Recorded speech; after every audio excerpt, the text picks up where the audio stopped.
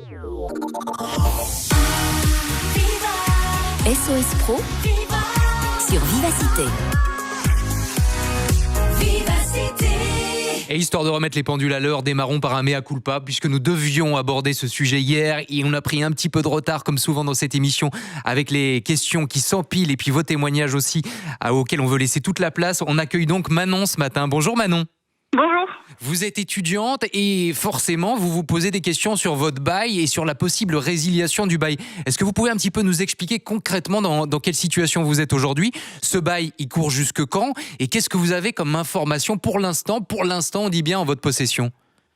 J'ai un bail pour un loyer qui se termine le 31 août. Et jusqu'à présent, je me suis renseignée auprès d'Inforjeune, comme quoi si la perte des revenus de mes parents était de minimum 15%, j'avais le droit à un délai de préavis de 1 mois. C'est quelque chose qui avait été dit plusieurs fois dans les médias.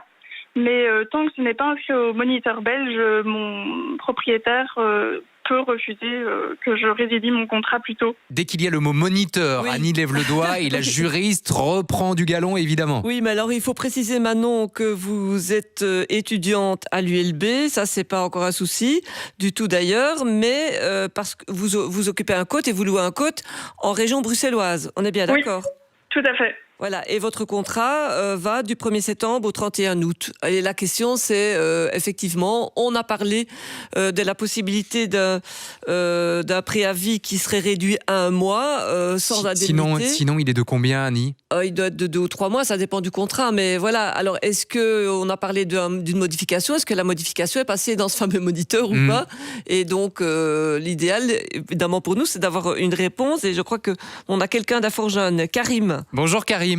Bonjour à vous. Merci d'être avec nous. On a compris que vous aviez déjà donné par ailleurs quelques précisions à Manon du côté d'Inforjeune. Est-ce que sur cette fameuse parution au moniteur qui est un peu le Graal dans ce genre de circonstances, vous avez des informations, vous, de votre côté ? Alors oui, tout à fait. Donc on a contacté le cabinet de la secrétaire d'État hier pour avoir plus d'informations, puisqu'on lit avec attention tous les matins, scrupuleusement, et parfois même l'après-midi, le moniteur belge pour savoir si c'est publié. Il faut savoir, pour rappel, que ça avait été annoncé déjà le 16 avril 2020 et à ce jour, au 13 mai 2020, en région bruxelloise. C'est tout à fait différent en région wallonne, on peut y revenir si vous le souhaitez. Et bien du coup, les règles n'ont toujours pas été publiées. Je constate que vous avez les mêmes passions qu'Annie, c'est-à-dire que vous lisez le moniteur régulièrement, ce qui est une passion comme une autre. Et attendez, depuis le 16 avril. Depuis le 16 avril. Alors vous voulez être plus précis là-dessus, Karim, et peut-être sur la distinction Bruxelles-Wallonie ? Oui, tout à fait. Alors, peut-être revenir sur la règle, puisque du coup, pour pouvoir répondre à Manon, la règle confirme effectivement qu'en région bruxelloise, donc si le logement se trouve en région bruxelloise, eh bien, il n'y aura qu'1 mois de préavis et aucune indemnité. Alors, le problème qui se pose, c'est que comme ça n'a pas été publié, ça n'a pas de valeur juridique, ça n'est pas opposable. On nous a dit hier soir, on nous a confirmé que ça passerait en Conseil des ministres ce jeudi et que ce serait rétroactif. Je vais revenir avec un petit exemple pour répondre aux auditeurs et à Manon. Alors, ça signifie que,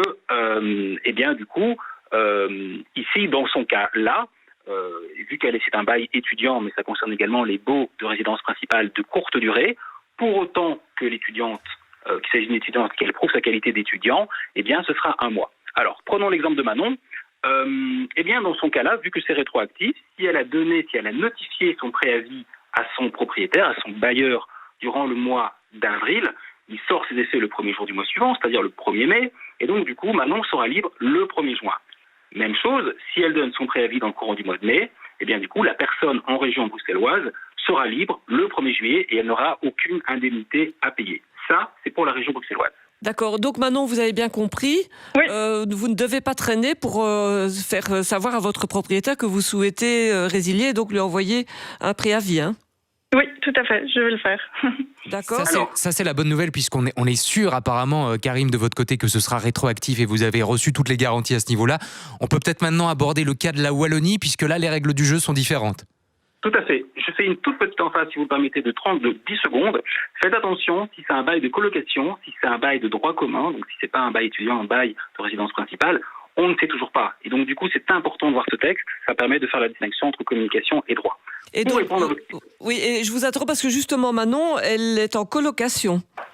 Alors là, du coup, il faudra voir le texte, puisque quand je les ai interrogés sur la question de la colocation, Eh bien, du coup, là, la réponse était plus évasive, d'où l'importance de voir ce texte. Il va falloir que Manon revienne vers nous ou que je revienne vers vous pour clarifier cette question de colocation. Et en région bruxelloise, c'est le cas de beaucoup d'étudiants. Ça vaut quand même la peine pour Manon d'écrire à son propriétaire dès maintenant, quitte à lancer une bouteille à la mer en se disant peut-être qu'il va accepter les choses telles quelles, par écrit, et on aura cette preuve-là. Tout à fait. C'est le meilleur conseil qu'on puisse lui donner maintenant. Voilà, Manon, le conseil Merci, est passé, même s'il y a ce petit doute sur la colocation, vous l'avez bien compris. Karim, on vous a interrompu sur le chemin qui vous menait jusqu'à la Wallonie. Et là, on peut peut-être vite faire un point sur les règles, parce qu'il y a des étudiants qui nous écoutent aussi en dehors de Bruxelles et de la périphérie. Tout à fait. Alors, en région wallonne, petite parenthèse, en région flamande, rien n'a été prévu, mais c'est plutôt une minorité de cas d'auditeurs. En région wallonne, là, les règles sont très claires. Elles ont déjà été publiées au Moniteur belge. C'est un arrêté de pouvoirs spéciaux numéro 22. Et alors, pour les beaux étudiants, ce qu'il faut, c'est que la personne qui paye régulièrement le loyer, donc pas nécessairement l'étudiant, ait perdu au moins 15% de son salaire en raison du Covid-19.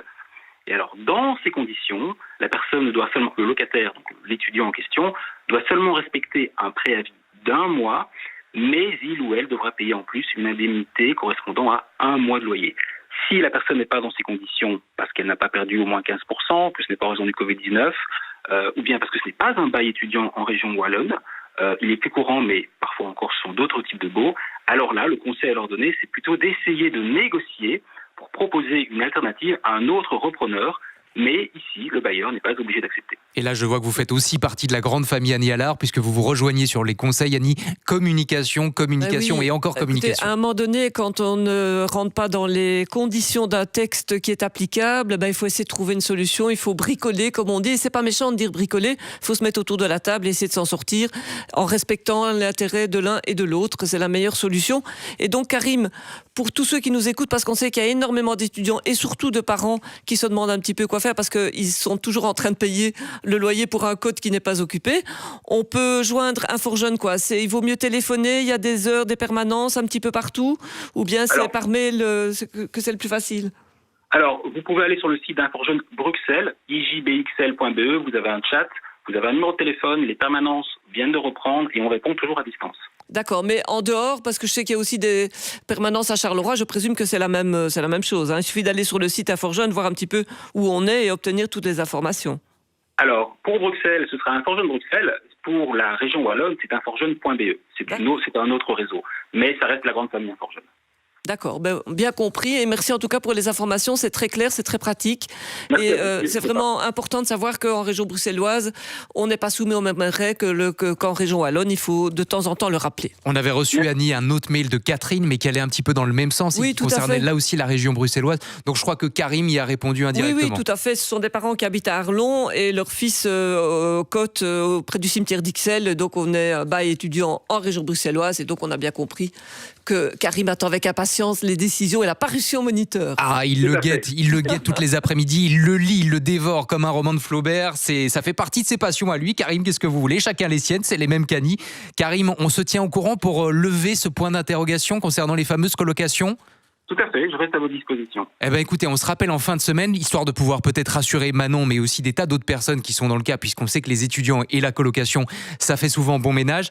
Manon, vous l'avez compris, vous pouvez prendre les devants dès maintenant et déjà peut-être écrire à votre propriétaire. Oui, tout à fait, c'est ce que je vais faire. Merci en tout cas. On vous embrasse, on vous envoie plein de courage pour la suite et n'hésitez pas à nous tenir au courant. Nous, on revient dans quelques instants, juste après Katy Perry et I Kissed a Girl sur Viva.